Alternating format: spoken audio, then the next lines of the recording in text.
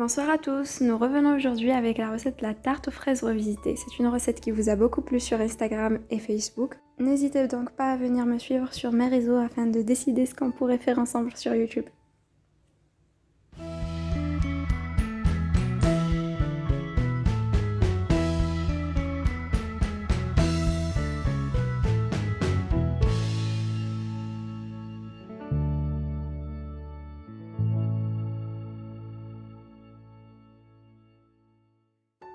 Nous allons donc commencer par réaliser la pâte sucrée à la noisette. Donc vous aurez besoin de 15 g de noisettes, 45 g de sucre glace, 125 g de farine, 55 g de beurre et enfin 35 g d'œufs. Commencez par moudre les noisettes. Puis dans la cuve d'un robot pâtissier, vous mettez tous les ingrédients sauf les œufs. Vous pouvez très bien effectuer cette étape à la main. Il suffit juste de sabler tous les ingrédients sauf les œufs jusqu'à obtenir donc, comme je l'ai dit, une consistance sableuse. Là c'est à vitesse moyenne que j'ai mélangé. Et par la suite j'ajoute enfin l'œuf et on mélange encore jusqu'à obtenir une boule de pâte. Après ça il faut filmer la pâte et la mettre au frais. Pour ma part, je l'ai mise au frais juste le temps de préparer ma crème car j'étais trop pressée d'obtenir un résultat. Vous pouvez la laisser reposer encore pendant toute la nuit si vous le souhaitez. Il n'y a pas de souci, au contraire, ce ne sera que meilleur. Donc pour la crème diplomate, vous aurez besoin de 250 g de lait, 25 g de sucre, 25 g de maïzena, de 2 jaunes d'œufs, de vanille. Vous donc mettez d'abord le lait et la vanille dans une casserole et il faudrait porter le tout à ébullition. Par la suite, retirez et mettez ça de côté. Pendant que ça refroidit, il faut battre donc les jaunes d'œufs ainsi que le sucre jusqu'à ce que le mélange blanchisse. Vous allez constater que les proportions d'ingrédients que je vous ai données ne sont pas les mêmes que celles que j'ai utilisées. C'est tout simplement parce que je voulais obtenir plusieurs tartes. Et dans le cas où on ne veut avoir qu'une seule tarte, vous aurez besoin des proportions que je vous ai données au tout début. Par contre, vous pouvez multiplier ou diviser ça comme vous le souhaitez. Ajoutez par la suite donc la maïzena et mélangez encore jusqu'à ce que ce soit entièrement incorporé.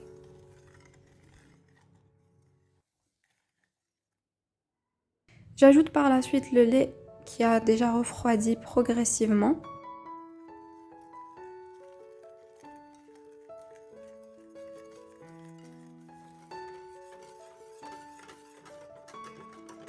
Je l'incorpore donc en fouettant énergiquement afin qu'il n'y ait pas de formation de grumeaux.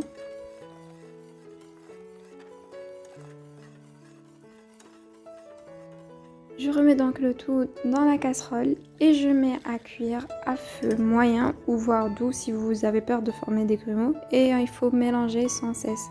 Vous obtiendrez donc une crème assez épaisse que vous allez mettre dans un plat et que vous allez filmer au contact.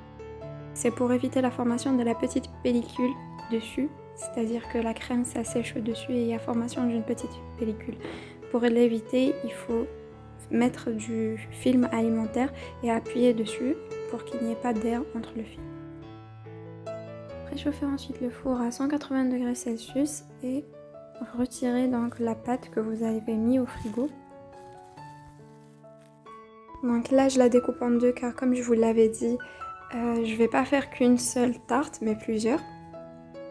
Donc j'étale la pâte entre deux feuilles de papier sulfurisé, donc c'est la petite astuce afin de ne pas utiliser de farine, juste étaler la pâte entre deux feuilles. Je dépose le patron qui sera justement disponible en barre d'infos, je vous mets le lien.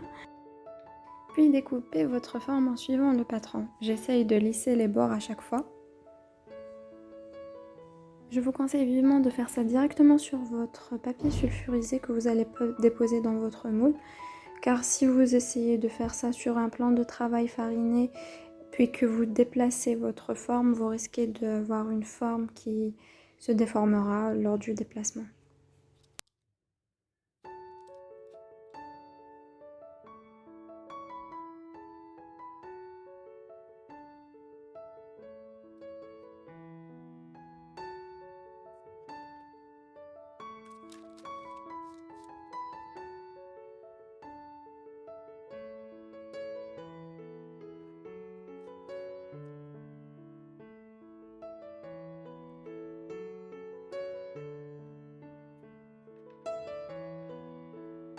Retirez le patron et enfournez à 180 degrés pendant 15 minutes. Entre temps, je découpe les fraises. Alors, il y a deux types de découpage. Bon, pour les fraises que je mets à l'intérieur, ce sont des fraises que j'ai découpées en petits dés, de la sorte.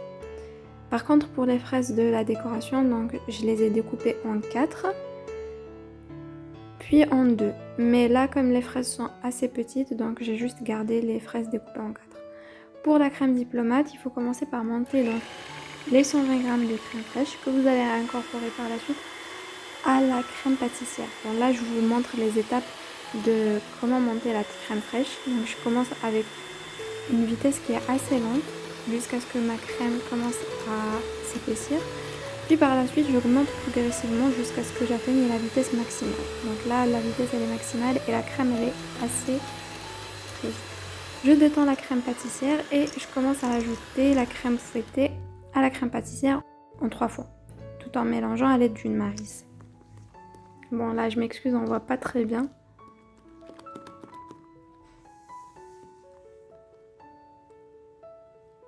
Voilà, vous en obtiendrez une crème assez aérienne. J'ai utilisé donc cette douille. Je ne saurais vous dire quelle est son chiffre. Et j'ai commencé par le montage de la sorte. Bon, l'étage d'en dessous, il n'est pas très important de combler tous les vides car de toute façon les vides seront comblés par les fraises. Puis le deuxième étage, donc essayez d'obtenir un résultat assez propre. Puis disposez donc les fraises de la sorte. Petit plus, si vous voulez faire briller vos fraises, je vous mettrai en barre d'infos la recette d'un sirop. Vous pouvez également garder les fraises nature telles quelles, c'est tout aussi bon. J'espère que cette recette vous aura plu. Si c'est le cas, n'hésitez pas à me laisser un petit pouce bleu et à me le dire en commentaire. Si vous avez des retours, n'hésitez pas à me les envoyer sur les réseaux. Je me ferai un plaisir de les partager. Si vous n'êtes pas encore abonné, abonnez-vous.